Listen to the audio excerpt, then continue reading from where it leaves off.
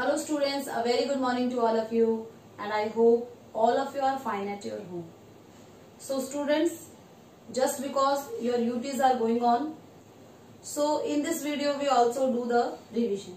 Okay, so today we will revise the part second chapter is land resources. So here first question is difference between barren land and cultivable wasteland. Barren land and cultivable waste land क्या होता है, दोनों में difference पूछा है. So this is the cultivable waste land. Barren land वो land है कि हम प्रेजेंट टेक्नोलॉजी को यूज करते हुए कि अगर हम प्रेजेंट टेक्नोलॉजी को यूज भी करें तो हम इसको कल्टीवेट नहीं कर सकते. ये बैरन लैंड है, इसे वेस्ट लैंड भी कहा जाता है. Okay, second one is cultivable waste land. Cultivable waste land वो है जिसको कि फॉलो मोर देन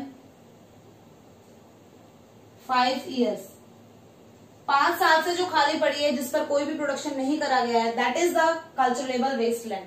लेकिन इसमें हम मॉडर्न इक्विपमेंट का यूज करके यहाँ पर खेती कर सकते हैं कल्चरलेबल वेस्ट लैंड में, जबकि बैरन लैंड है उसमें हम प्रोडक्शन ही नहीं कर सकते. तो ये मेन डिफरेंस है कि प्रेजेंट टेक्नोलॉजी को यूज करके बैरन लैंड को हम एग्रीकल्चर के लायक नहीं बना सकते हैं, जबकि कल्चरलेबल वेस्ट लैंड है उस पे हम इजीली प्रेजेंट टेक्नोलॉजी को अगर यूज करें तो उससे हम प्रोडक्शन ले सकते हैं.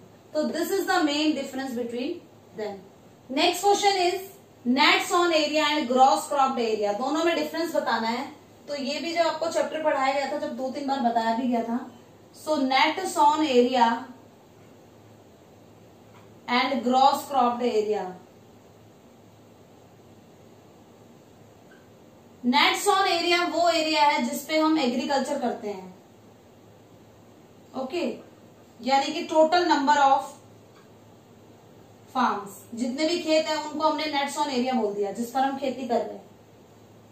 Gross cropped area means added the times of agriculture. कितनी बार खेती करी गई है. एक एग्रीकल्चर ईयर में हम 3 बार खेती कर सकते हैं. सपोज हमारे पास में 100 फार्म है और 100 में से 30 पर हमने 2 बार खेती करी है एंड 20 पर हमने 3 बार करी है खेती. तो हमने टोटल हमारा क्या आ गया, ग्रॉस क्रॉप्ड एरिया 150 आ गया. जबकि हमारा नेट सोन एरिया कितना था, 100. खेत तो हमारे पास में 100 ही है, लेकिन उसपे कितनी बार खेती करी है उसमें हमने ऐड कर दिए वो numbers. That is the gross cropped area, कि हम जितनी बार जितने टाइम्स हम वहां पर एग्रीकल्चर कर रहे हैं उसको हम ऐड करते हुए चले जाते हैं इसमें. जबकि नेट सॉन एरिया में टोटल वो एरिया जहां पर हम एग्रीकल्चर कर रहे हैं. सो this is the difference between both of them. Okay, so next question is dry land and wetland farming. Dry land and wetland क्या होता है, जिन एरियाज में 75 सेंटीमीटर से कम रेनफॉल होती है उन एरियाज में की जाती है ड्राई लैंड फार्मिंग. सो यहाँ पर इरिगेशन को यूज किया जाएगा प्रोटेक्ट करने के लिए क्रॉप को. तो यहाँ पर जो एग्रीकल्चर होगी वो प्रोटेक्टिव एग्रीकल्चर यूज किया जाएगा. ओके, ड्राई लैंड फार्मिंग में. जबकि जिन एरियाज में ज्यादा रेनफॉल होती है उन्हें कहते हैं हम वेट लैंड फार्मिंग. इतनी ज्यादा रेनफॉल होती है कि फ्लड भी आ जाती है. ओके, सो वेट लैंड फार्मिंग में क्या होती है, लैंड कैसी होती है, वेट होती है. क्यों होती है, क्योंकि रेनफॉल बहुत ज्यादा होती है. जबकि ड्राई लैंड फार्मिंग में इरिगेशन के सोर्सेज को यूज करके फिर एग्रीकल्चर किया जाता है, क्योंकि यहाँ पर रेनफॉल क्या है, बिल्कुल कम होती है rainfall. Okay, so next question is total cultivable land. Total cultivable land में वो सारा एरिया आता है जिसमें हम एग्रीकल्चर करते हैं. सो इसमें हम क्या क्या प्लस करते हैं, देखिए टोटल कल्टिवेबल मतलब जिसमें हम खेती कर सकते हैं. सो फर्स्ट तो आ जाएगा net sown area. Net sown area मतलब टोटल नंबर ऑफ फार्म्स, कितने खेत हैं. उसके बाद में fallow land, current fallow, other than current fallow and cultivable waste land. So ये टोटल कल्टिवेबल लैंड में सब कुछ आएगा. हमने अगर एक साल से कम टाइम हुआ हमने खेत को खाली छोड़ रखा है, वो लैंड भी हम वहां पर खेती कर सकते हैं। 1 से और 5 साल हो गए हमने वहां पर कोई खेती नहीं करी है, फार्मिंग नहीं करी है, उस लैंड पर हम एग्रीकल्चर कर सकते हैं। 5 साल से ज्यादा हो गए हैं किसी लैंड पर हमने खेती नहीं करी है, that is the culturable waste land. Okay, and net sown area, ये सब किस में आ जाते हैं? टोटल कल्चरेबल लैंड में।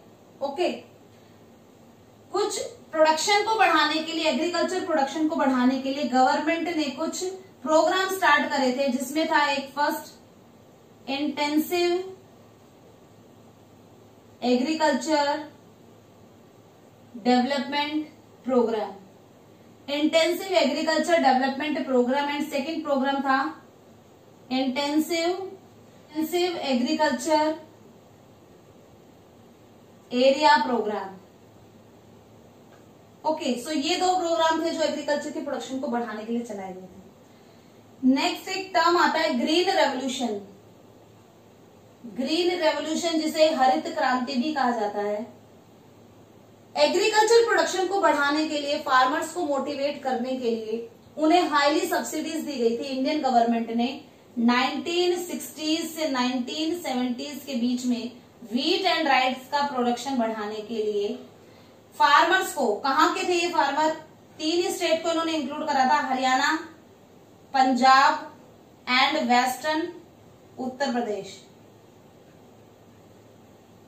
वेस्टर्न उत्तर प्रदेश, पंजाब, हरियाणा, 3 स्टेट में इन्होंने व्हीट एंड राइस के प्रोडक्शन को बढ़ाने के लिए जितने भी फार्मर्स थे उनको सब्सिडीज पर, मतलब बेहद कम दामों पर HYV seeds, chemical fertiliser, irrigation source, ये मशीन, ये सब कुछ उनको अवेलेबल कराया था ताकि प्रोडक्शन ज्यादा हो, और हुआ भी ऐसा, प्रोडक्शन बहुत ज्यादा हुआ था। ओके, किसका? व्हीट एंड राइस का प्रोडक्शन। पल्सेस भी थी लेकिन सबसे ज्यादा प्रोडक्शन किसका होता? व्हीट एंड राइस का, इसलिए इसे नाम क्या दिया गया? ग्रीन रेवोल्यूशन इसे नाम दिया गया।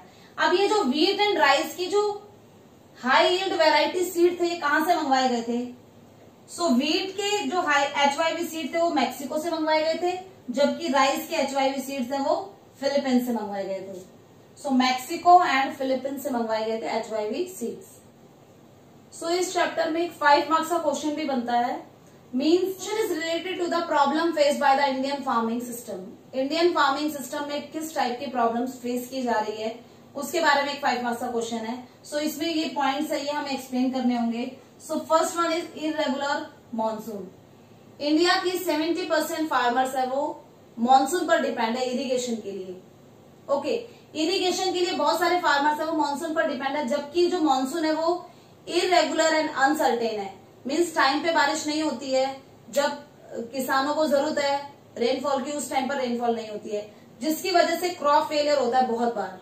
ओके, ड्रॉट की सिचुएशन आ जाती है या फ्लड आ जाता है, तो प्रोडक्शन है वो नहीं हो पाता है because of uncertain and irregularity of monsoon. Okay, second is low productivity. India की जो फार्म है उनकी प्रोडक्टिविटी लो है, मीन्स प्रोडक्शन उनसे ज्यादा नहीं होता है। सॉइल फर्टिलिटी है वो रिड्यूस हो चुकी है, डिग्रेड हो चुकी है, लेकिन उसकी नेचुरल फर्टिलिटी को इंक्रीज करने के मेजर्स नहीं किए जाते, बल्कि हम बहुत ज्यादा फर्टिलाइजर यूज करते हैं, जिसकी वजह से नेचुरल फर्टिलिटी है वो डिग्रेड होती हुई चली जाती है। Okay, third problem is indebtedness of farmers.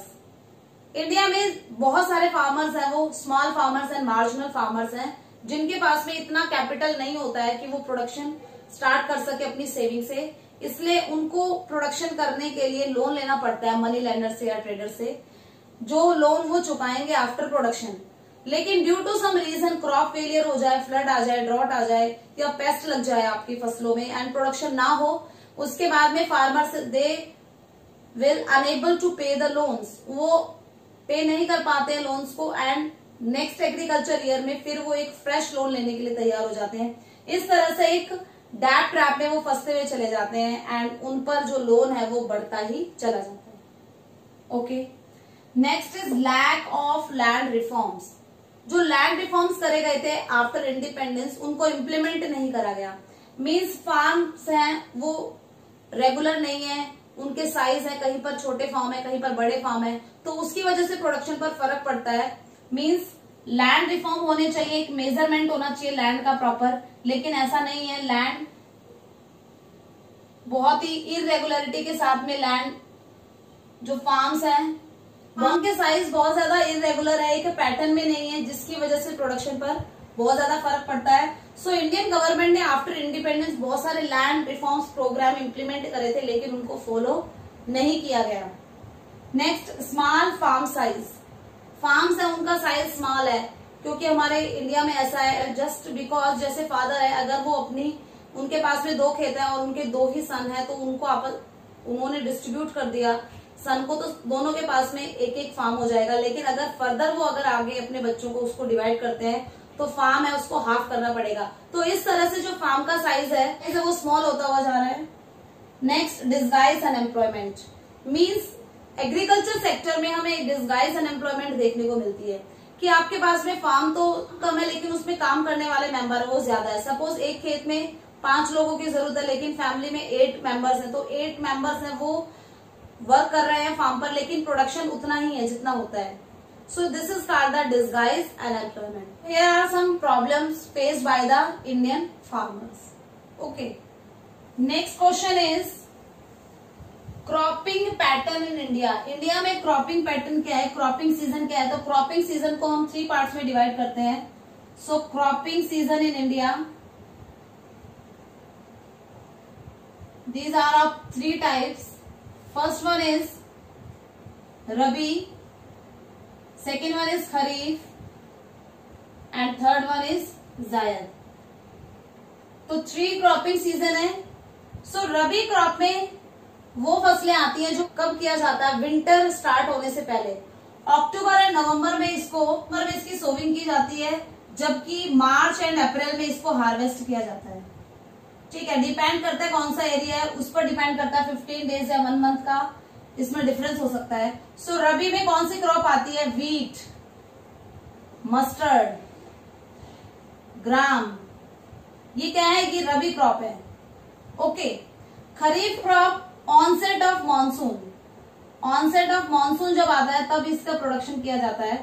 सो इसमें आ जाता है आपका jowar, bajra, cotton. These are the kharif crop. जब रेनफॉल का सीजन होता है तब जो फसलें उगाई जाती है उन्हें खरीफ कहा जाता है। विंटर सीजन में जो फसलें उगाई जाती है उन्हें रबी कहा जाता है। एंड जो फसलें खरीफ एंड रबी के बीच में जो टाइम होता है, जैसे मार्च, अप्रैल, सपोज मई, जून, जुलाई, ये जो टाइम पीरियड है उसमें fruits and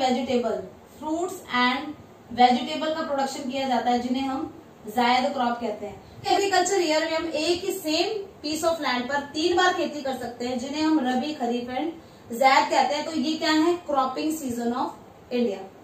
okay, so students, this is all about today's class. आज आपको जितने भी क्वेश्चन यहाँ पर एक्सप्लेन करे गए हैं, उन क्वेश्चंस को आप अच्छे से रिवाइज करेंगे and learn them, right in your rough notebook. Okay, so best of luck for your studies and obey your parents. Thank you.